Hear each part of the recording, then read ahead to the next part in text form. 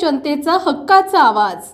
स्वयंघोषित गोरक्षक आणि त्या गोरक्षकाने आमच्या हिंदू मुस्लिम एकतेला तडा जाईल असं केलेलं पेपरच्या माध्यमातून मीडियाच्या माध्यमातून वक्तव्य आणि या वक्तव्यातून आमच्या गावाची होणारी बदनामी, याचबरोबर आमचं एकटंच सरडेगाव या फलटण तालुका असेल, सातारा जिल्हा असेल, महाराष्ट्र राज्य असेल, या ठिकाणी फॉरेस्टमध्ये नाही तर पूर्ण गावाची गावं काय काय फॉरेस्टमध्ये आहेत। ज्या गावामध्ये 1962 पासून लोक त्या ठिकाणी वास्तव्य करत आहेत। वास्तविक पाहता खरं तर आदरणीय राज्याचे आमच्या सरडेगाव येथे फॉरेस्टमध्ये हिंदू मुस्लिम सर्व जाती समाजाचे लोक त्या ठिकाणी राहत आहेत।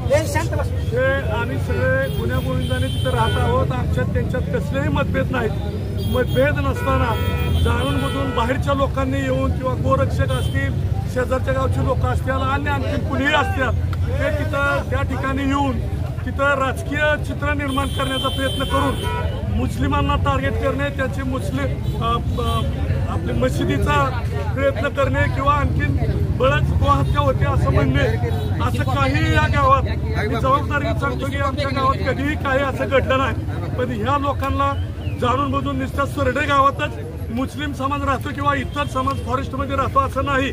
अख्ख्या महाराष्ट्रात देशात फॉरेस्टमध्ये अतिक्रमण झालेलं आहे। हे सगळं केंद्र शासनाला, महाराष्ट्र सरकारला, असणाऱ्या तिथल्या मंत्रिमंडळांना यांना सगळ्यांना माहिती आहे।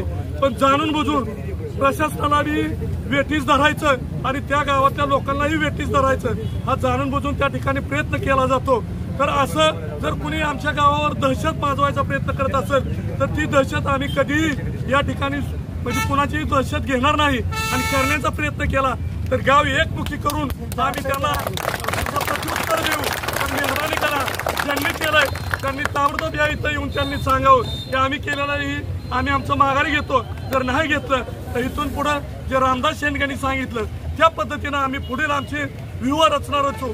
आणि आमचं फक्त एक शासनाला विनंती आहे, या ठिकाणी प्रांत अधिकारी येतील त्यांनी आमचं या ठिकाणी निवेदन घ्यावं आणि शासनाला आम्ही पक्ष गट संघटना सोडून सर्व आम्ही भारतीय आहोत म्हणून आम्ही या ठिकाणी एकत्र झालेलो आहोत। बांधवांनो, यामागं आम्ही भारतीय राज्यघटनेचे शिल्पकार डॉक्टर बाबासाहेब आंबेडकर यांची घटना मानणारे कार्यकर्ते आहोत। पण आमच्या गावात सामाजिक सलोखा असताना सांगलीचा कोणतरी आंबा येतो, पुण्याचा कोणतरी वडापाववाला येतो आणि आमच्या गावात कुशसावळी करण्याचा प्रयत्न करतो, जातीय संघर्ष निर्माण करण्याचा प्रयत्न करतो। या प्रत्येक आंदोलकाला उत्तर देण्यासाठी सरडे गावातील प्रत्येक समाज बांधव भारतीय राज्यघटनेला मानणारा माणूस या ठिकाणी मैदानात उतरल्याशिवाय राहणार नाही याची या आंदोलक तक्रारदारांनी नोंद घ्यावी।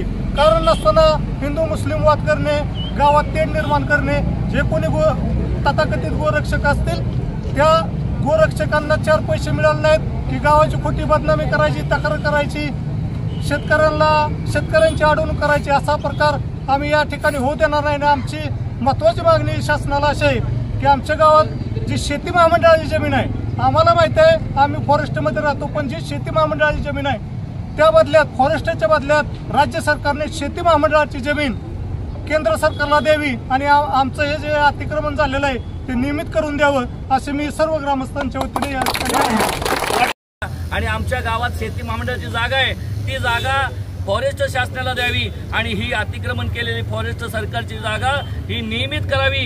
यासाठी आम्ही या ठिकाणी जमलेलो आहे आणि यासाठी आम्ही एकच सांगू इच्छितो, आमच्यात वाद करू नका।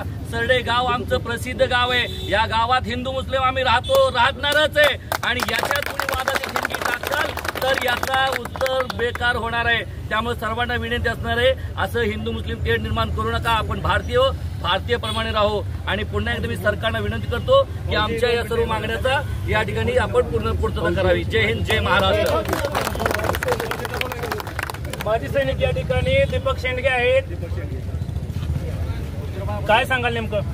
नमस्कार। प्रथमतः मी जे आमच्या गावाच्या विरोधात ज्या आंदोलकांनी फॉरेस्टमध्ये राहतात आणि ही वनरक्षकाची किंवा फॉरेस्टची जागा आहे त्याच्यावरती त्यांनी ज्या प्रकारचं गावास वेठीस धरून त्यांनी जो तीव्र आंदोलन करण्याचा किंवा गावाला वेठीस धरून जो राज्यात किंवा तालुक्यात जिल्ह्यात गावाची बदनामी करण्याचा तो आंदोलकांनी जो प्रयत्न केला त्यांना मी एक सांगू इच्छितो की फलटण तालुक्यातच नव्हे तर जिल्ह्यात राज्यात एक राष्ट्रीय खेळाडूचं गाव म्हणून सरडे गावाची एक वेगळ्या प्रकारची ओळख आहे आणि त्या गावाला कुठल्याही प्रकारचं गालबोट लावून तुम्ही बदनाम करण्याचा प्रयत्न करत असाल तर हे तुम्हाला आता जाणवून येत असेल की इथं जात पात धर्म भेद सर्व काही सोडून सगळी लोक एका छत्राखाली एकत्र आलेत की त्याच्यावरून तुम्हाला कुठेतरी जाणवत असेल की ही एकजुटीचा कुठेतरी तुम्हाला प्रभाव जाणवून येईल। त्यामुळे ह्याला कुठेतरी तुम्ही तडा घालवून पुन्हा आमच्या गावाला बदनाम करण्याचा जो तुम्ही प्रयत्न करताय आणि त्याच्यातून जे सरकार आज बेघरांना घर देऊन त्यांना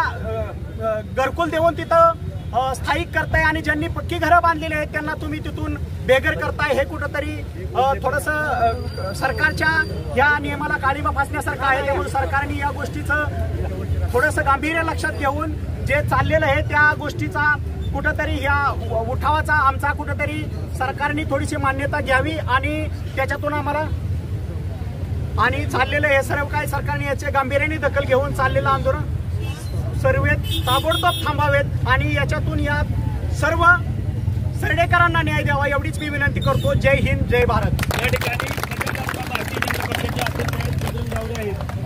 या ठिकाणी जो फॉरेस्ट खात्याच्या विरोधात जो काढलेला मोर्चा आहे, कारण जरी केंद्राची फॉरेस्ट योजना जरी असली तरी या ठिकाणी सर्वसामान्य लोकांना फार मोठा त्रास होतोय। या ठिकाणी तिथं काय जागेवर काय बांधायचं म्हणलं, लाईट कनेक्शन घ्यायचं म्हणलं त्याला सुद्धा त्या ठिकाणी अडचणीत।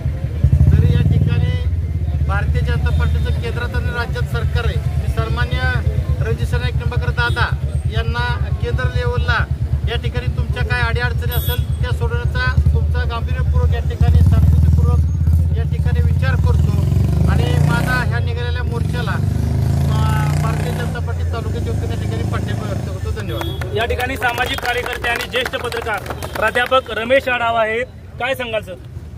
तरड्यामधलं जे आंदोलन आहे ही लोकशाहीला धरून आहे आणि त्यांनी अतिक्रमण जे म्हणतात गेली अनेक वर्ष यांचं वास्तव्य आहे। एखाद्याचं घर काढून घेणं हे सरकारला सुद्धा परवडणार नाही आणि ह्या संपूर्ण मोर्चाला या आंदोलकांना आमच्या बौद्ध समाजाच्या वतीने तालुक्यातील बौद्ध समाजाच्या वतीने मी पाठिंबा जाहीर करतो। आज या ठिकाणी सरडेगावच्या वतीनं काढण्यात आलेल्या सर्व पक्षीय सर्व धर्मीय मोर्चासाठी ठिकाणी आमच्या सरडेगावच्या वतीने करण्यासाठी आदरणीय तहसीलदार साहेब उपस्थित राहिले त्याबद्दल प्रथम त्या सर्व ग्रामस्थांच्या वतीनं त्यांचे आभार मानतो आणि आमच्या सरडेगावातील सर्व पक्षीय सर्व धर्मीय महिला पुरुष सर्व तरुण वर्ग या ठिकाणी मोठ्या संख्येने उपस्थित राहिला त्याबद्दल सर्व धर्मीय सर्व पक्षीय समितीच्या वतीनं सर्वांचे आभार मानतो आणि हा मोर्चा संपला असं जाहीर करतो।